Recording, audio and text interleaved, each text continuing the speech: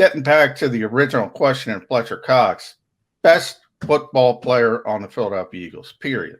End of sentence.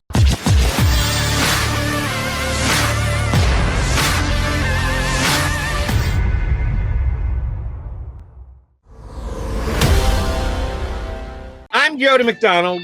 He's John McMullen. That makes us Mac and Mac, and that makes us ready to talk birds with you for the next 2 hours. How are you this morning, Mr. Mac? Doing well, Jody. I want to say Jim Bossel passed away last night. A little disappointed to wake up to that kind of news, but that's one of those underrated coaches. Just wanted to mention him at the start of the program. Was one of those guys I think that gets forgotten. Not a great coach, but a really good coach, and out of sight, out of mind, they always say. So little pause and reflect on him as a coach, but it's always disappointing when you see somebody like that pass away. And I was between my Philadelphia and New York Times. That was a New York period for yours truly. I went back to work up in New York when Jim Bossel was coaching the Giants and went to a Super Bowl, as a matter of fact. Got their tails kicked in that Super Bowl by the Ravens' outstanding defense. But I was in New York when Jim Bossel was there on the Giants radio network, which was WFAN. So I did have Bossel on as a guest on a couple of different times. And we went as a station down to cover that Super Bowl, and it was a time when the city was all big blued up. It came back down to earth in the Super Bowl, but Bossel did get him there. And yeah, he was a really good guy, and I think a solid NFL head coach. Not a star NFL head coach. I guess if you make it to a Super Bowl, that gives you some level of gravitas in what you've accomplished in your career. But I always thought Bossel was a good, solid NFL coach. And if his death reminds us of the good times more than the bad times, so be it. And there were some good times for him in his Giant coaching career. Yeah, there really was. I mean, it was a quarterbacks coach, I think, originally under Bill Parcells, and then got elevated. And he had coached in college, even coached, one of those goofy spring leagues, the UFL, won a championship there.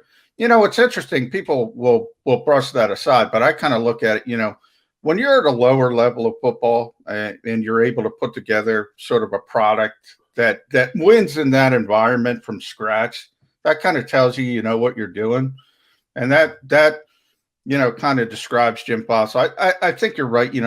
His son is obviously one of the best special teams coaches in the NFL right now. So, he's been around for a long time, and obviously, yeah, I think you described it accurately. Just a really, really solid coach. And, when you don't win the Super Bowl, you kind of get forgotten. I was, the first coach in the NFL, Jody, I ever covered was Dennis Green.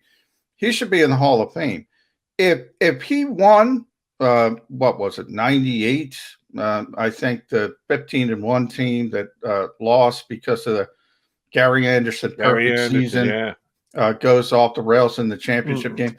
If they finish that thing, he's in the Hall of Fame. I mean, first African-American head coach with real success, spawned Tony Dungy, Brian Billick, who went on to win Super Bowls.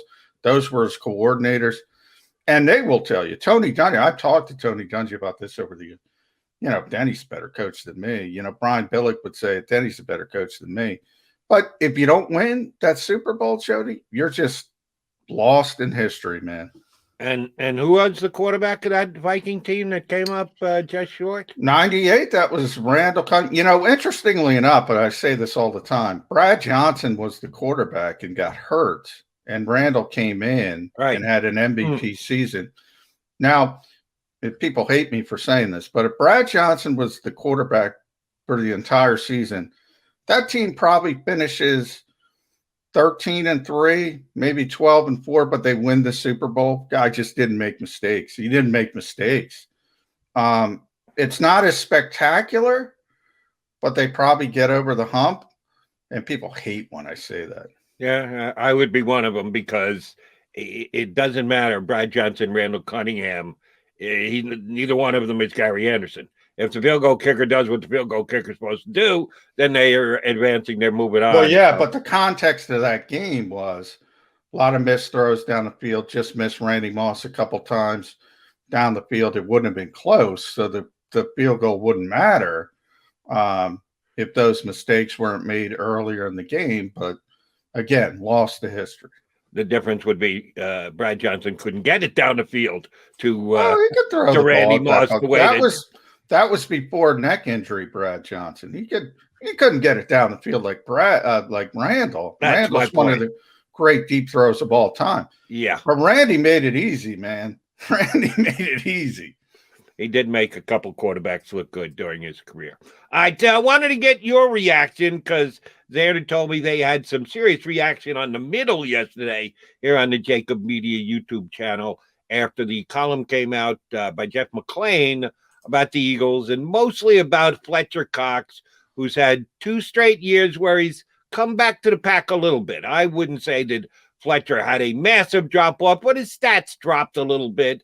And it seemed to me the last 2 years, certainly last year, there were more boom or bust games with Fletcher, where he was either looking like the all-pro defensive tackle he is, or you look up the end of the game and say, do I remember hearing Fletcher Cox's name called it or during the game? I think there was a little bit of that. But McMullen wrote a interesting opinion piece about Fletcher Cox and where he is at in his Eagle career. And it got a lot of reaction, at least on the middle yesterday. What was the John McMullen reaction from Jeff McMullen's column?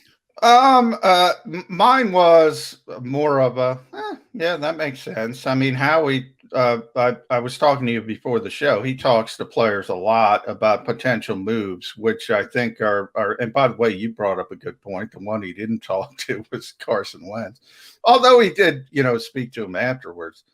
But I use Julio Jones because he just got traded as an example. When the Eagles were kicking the tires on Julio Jones, he contacted Jalen Reagor. It's like, why the hell do you have to contact Jalen Reagor? I mean, he's an unproven guy. He had a bad rookie season. You're bringing in a potential Hall of Famer.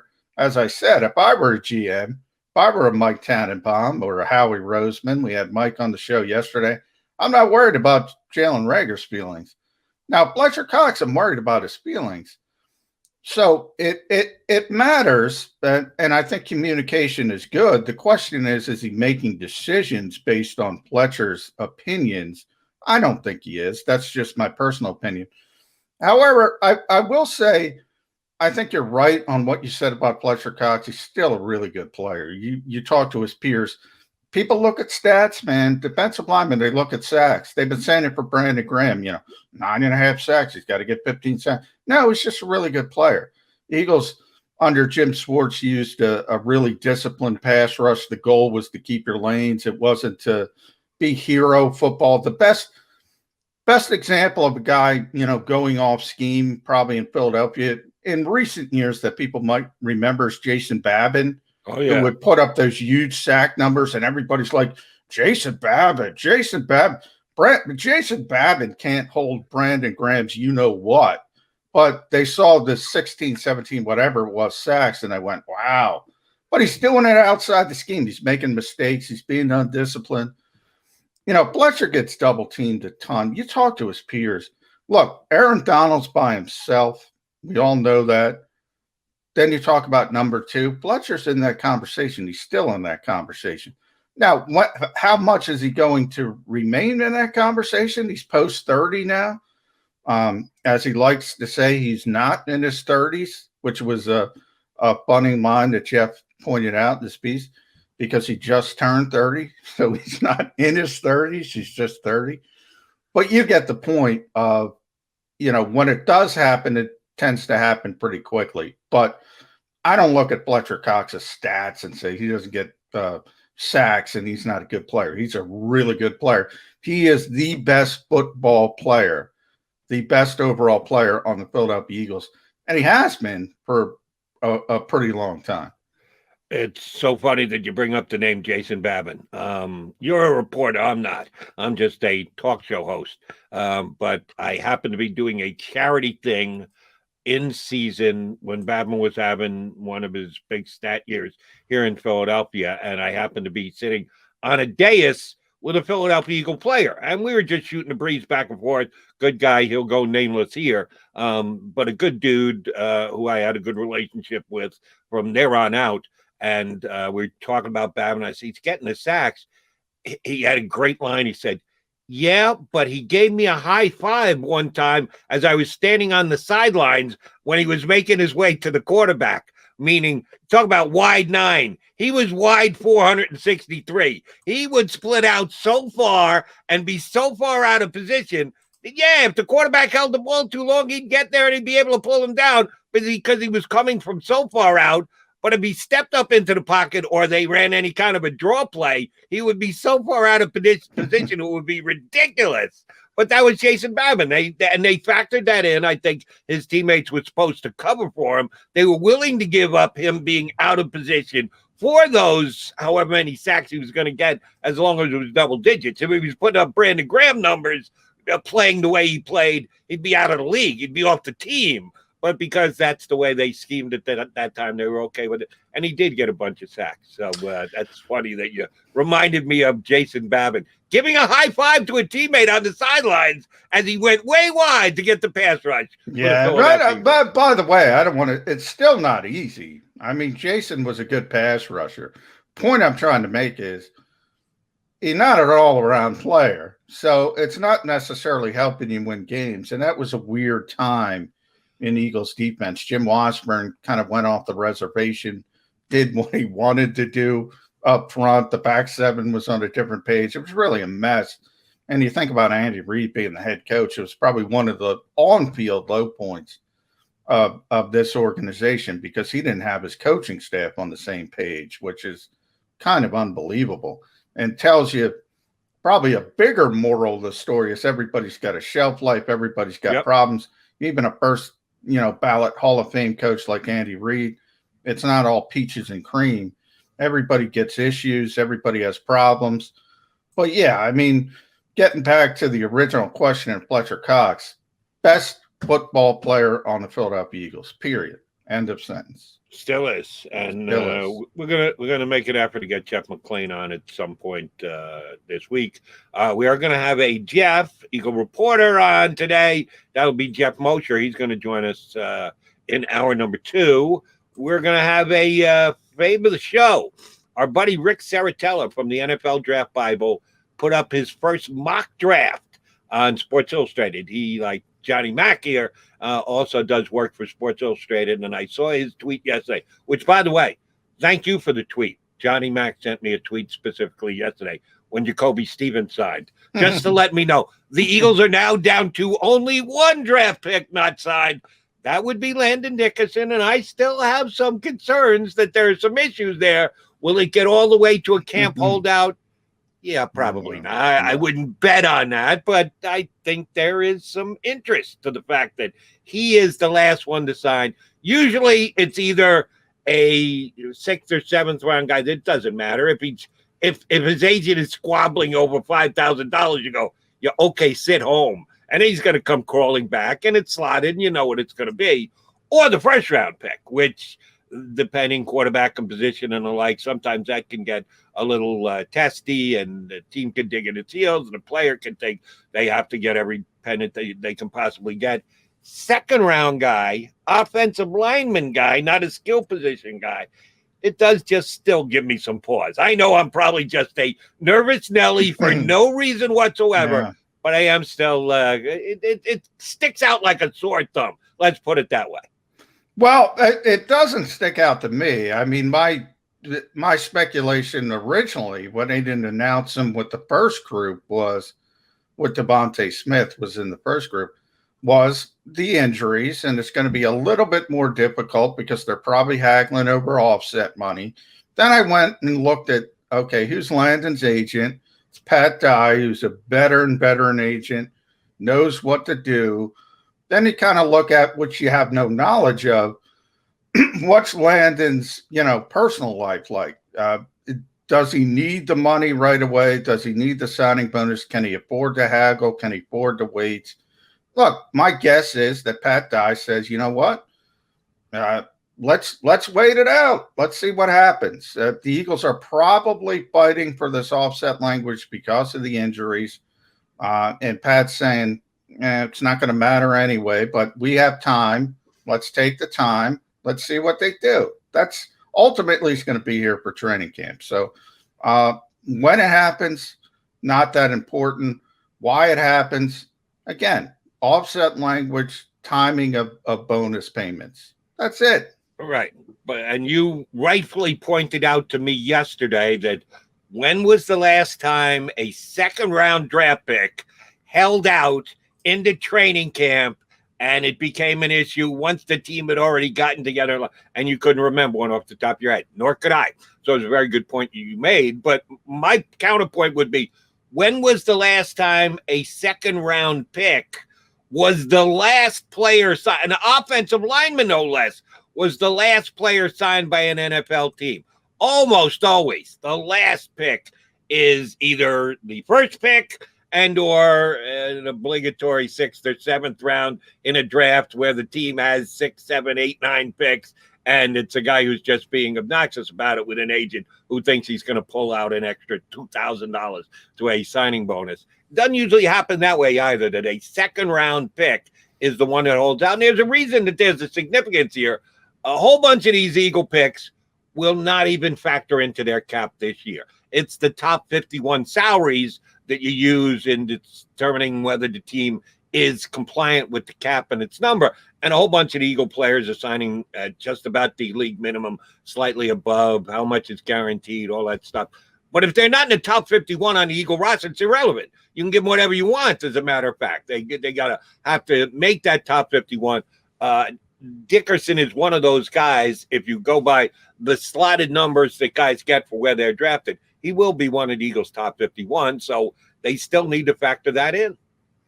Yeah, and they had the space for that. They had the space for that once June 1st hit, and that's why they were waiting for June 1st. The only three that count in the offseason are Devontae Smith, Landon Dickerson, Milton Williams. Eagles have, I'm just looking it up right now from the NFLPA, Eagles have $8.266 million in salary cap space. They have plenty of space for Landon Dickerson. That's not the issue. The issue is, as I said, the issue is offset language, most likely, and I'm speculating here, or the timing of the signing bonus. That could potentially be a hiccup. And you have a veteran agent. You don't have a guy who's going to go, oh, okay, we'll take whatever you want, Howie.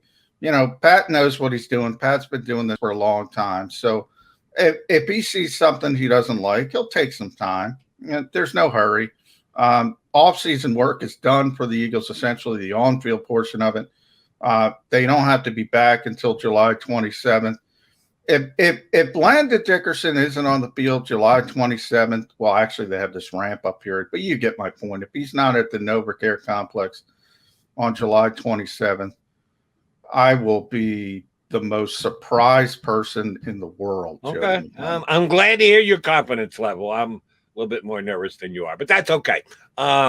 When I saw Rick Saratella, our buddy from NFL Draft Bible, put out a tweet yesterday that contained a link to his Sports Illustrated first 2022 mock draft, and I reached out to you and said, hey, how about we get Saratella on tomorrow? And you said, that'll be a good idea. And Rick is going to join us coming up in about 5 or 6 minutes from now. Did you go to the link to see who he had factored in as the Eagles' first pick of the draft, or not the first pick of the draft, but the Eagles' first pick of the draft? And did you speculate in your own mind what position that player would be before you clicked on the link? I did click on the link. I did. First of all, I think Rick had all 3 picks. I think he forecasted so Carson Wentz, the pick would turn into a first-round pick. I like the thought process of the positions. He went quarterback. I think he went edge rusher and cornerback. So it all makes sense from that perspective. That's what the Eagles are most likely going to need. I've been saying this from day one, Jody. When these mock drafts come out, and obviously they are what they are this early in the process, right? Everybody has the Eagles taking a quarterback in the first round. Everybody. And I turn this over to the lack of respect on the 6.5 wins, and everybody saying the Eagles are going to be awful, and the power rankings are 27 and 28 and maybe 26. Maybe if you really got an optimistic guy, he's got him at 25. It's all because of the head coach and the quarterback. Nobody believes in this quarterback, and everybody kills me for it, Jody. Why aren't they killing these people? They're the ones who don't believe in him. Because right now, when you look at this team, it's the same thing I told you yesterday. Cornerback is a bigger problem than quarterback. I don't think it is. Judging by everybody, I saw the poll JAKIB point out. I knew I'd lose that poll. But so by the way, you're just dismissing that, right? Oh, yeah. Well, I mean, people can think whatever they want to think. My point is, everybody with the Eagles' top pick has them taking a quarterback. So how could quarterback be less of a problem than cornerback? I mean, I have more confidence, and people think I can't stand Jalen Hurts, which is not true. I have more confidence in him than this league as a whole, who thinks he can't play, period. You might be right there, but I'm not writing off the quarterback. I wouldn't write him off. I'm not writing him off. I think he's got it. His work ethic is so good. His intangibles are so good. I think there's a chance he could develop into a legitimate starting quarterback in this league. But nobody around the league from a national perspective believes that. Well, one of those individuals who had come out with his first 2022 mock draft and is a good friend of the show, good friend of mine, and very good at what he does, is going to join us next. Rick Saratella, NFL Draft Bible and SI. Going to hop aboard, Bird 365. If you missed any of today's show on the JAKIB Media channel, listen to the podcast on your way home. Available on YouTube, Apple, and Spotify.